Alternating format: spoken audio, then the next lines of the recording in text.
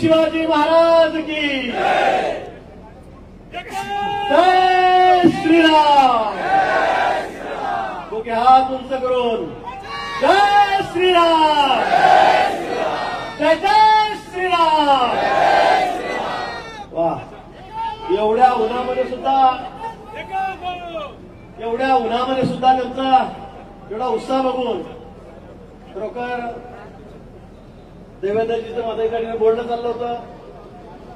खरंच एवढ्या टेम्परेचरमध्ये, एवढ्या उन्हामध्ये इकडे मध्ये सगळे लोक उभे आहेत, तिकडे पार अगदी शेवटपर्यंत खुर्च्यांमध्ये लोक बसलेले आहेत, उभे आहेत. आणि म्हणून मी सर्वांचा मनापासून आभार या ठिकाणी व्यक्त करतो. मान्य गुलाब भाऊ, तुमची एवढी फटकेबाजी झाली. अनिल भाऊ, तुमचं एवढं जोरात मार्गदर्शन झालं. आता त्यानंतर मी काय बोलावं. आमच्या दोघी उमेदवार रक्षाताई आणि स्मिताताई, त्यांचा फॉर्म आपण भरलेला आहे. त्यांना आपल्याला विजय करायचा. स्मिताताईंच्या बाबतीमध्ये बोललं जात आहे म्हणजे प्रचार किती अपप्रचार करावा, किती आम्ही खाली चाललेलो, किती प्रचाराची पातळी खाली चाललेली आहे. स्मिताताईंबद्दल सांगितलं तर की बाई मराठा नाही, बामण आहे. आता ही 96 कुळातली मराठा बाई, आता हिला सुद्धा तुम्ही ब्राह्मण करायला लागले. म्हणजे मतांचं राजकारण कसं, समाजाचं राजकारण कसं. समाजाने फक्त आम्हाला मतदान द्यावं, यांना मतदान देऊ नये, म्हणजे इतक्या खालच्या थराला. आता स्मिताताईंबद्दल कोण आहे, काय, कुठल्या कार्यक्रमात सांगावं लागेल. पण इतक्या खालच्या पातळीवर राजकारण तुम्ही या ठिकाणी करायला लागलेला आहात. आज या दोघी गुलाब भाऊंनी सांगितल्याप्रमाणे, अनिल भाऊंनी सांगितल्याप्रमाणे त्या दोघी उमेदवार नाहीत. आमचे उमेदवार मोदीजी आहेत. त्यांना मला मतदान करायचं आहे.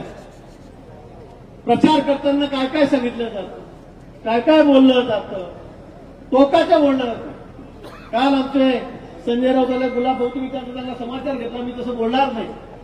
आपली घरामध्ये ती संस्कृतीच नाही. ज्या पद्धतीने हा माणूस बोलतोय, ज्या पद्धतीने राजकारण खालच्या थराला चाललेलं आहे, त्याचा आता म्हणजे विचारही करवत नाही. या माणसामुळे या राज्यातलं राजकारण ते कुठे चाललेलं आहे. सकाळ झाले की हा माणूस काय काय बोलतो, काय काय बडबडतो, म्हणजे कधी वाटतं आधी कानात बोटं घालावं, मग फक्त त्याच्याकडे बघावं. इतकी वाईट परिस्थिती आहे. आणि म्हणतो काल काय बोलला मी बोलणार नाही, त्याचा उल्लेखही करणार नाही. पण आमच्या दोन्ही कॅन्डिडेट बद्दल, आमच्या दोन्ही भगिनींबद्दल तो जे बोलला ते अतिशय आक्षेपार्ह आहे. या दोन्ही भाडभाऊंना पाडा, ते बोलणं झालं. खरं म्हणजे त्याला जगावरच परत जाऊ देता कामा नव्हतो आपण. पण दुपारच्या उन्हामध्ये 2000 लोक घेऊन आले, इथे काय काय बरडले, निघून गेले. ही तुमची संस्कृती आहे, हे तुमचे विचार आहेत. माननीय स्वर्गीय बाळासाहेब ठाकरेचा तुम्ही उच्चार करतात, त्याचा फोटो लावतात आणि अशा पद्धतीने महिलांबद्दल काय रे, साप आहे का, काय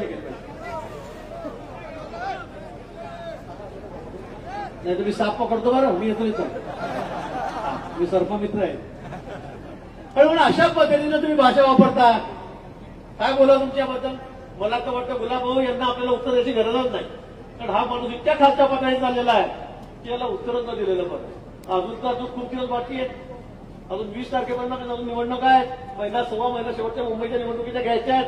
तोपर्यंत काय व्यासपीठावर उभं राहून काय काय शिव्या देतील, काय कोणाकडचा उद्धार करतील हे सांगतायत. याची मानसिक स्थिती आता खालावलेली आहे, बिघडलेली सगळी मशीन त्यांची आता.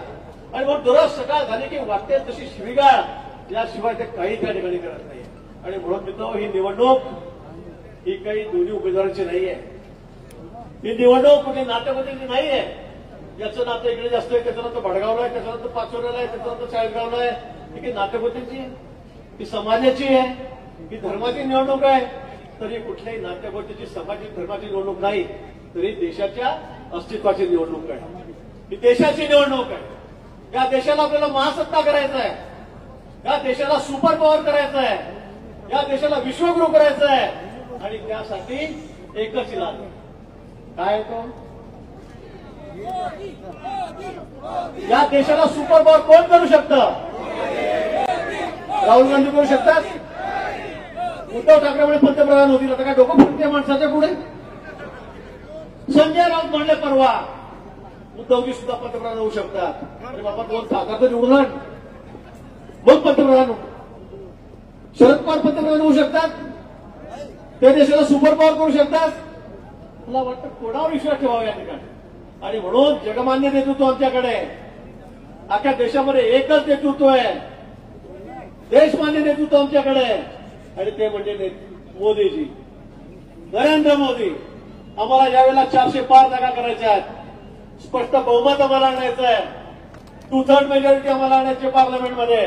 आणि त्यासाठी भाषण मी जास्त करणार नाही, जास्त वेळ मी या ठिकाणी बोलणार नाही. मान्य देवेंद्रजींना आपल्याला ऐकायचं आहे, पुढे पुन्हा मुंबईला संध्याकाळची सभा त्यांना लवकर जायचं आहे, म्हणून मी आपला जास्त वेळ घेणार नाही. म्हणून नात्यागोत्याच्या वादात पडू नका, जातीपातीच्या वादात पडू नका, सर्व सोडून फक्त देशाचा विचार करा, फक्त देशाचा विचार करा.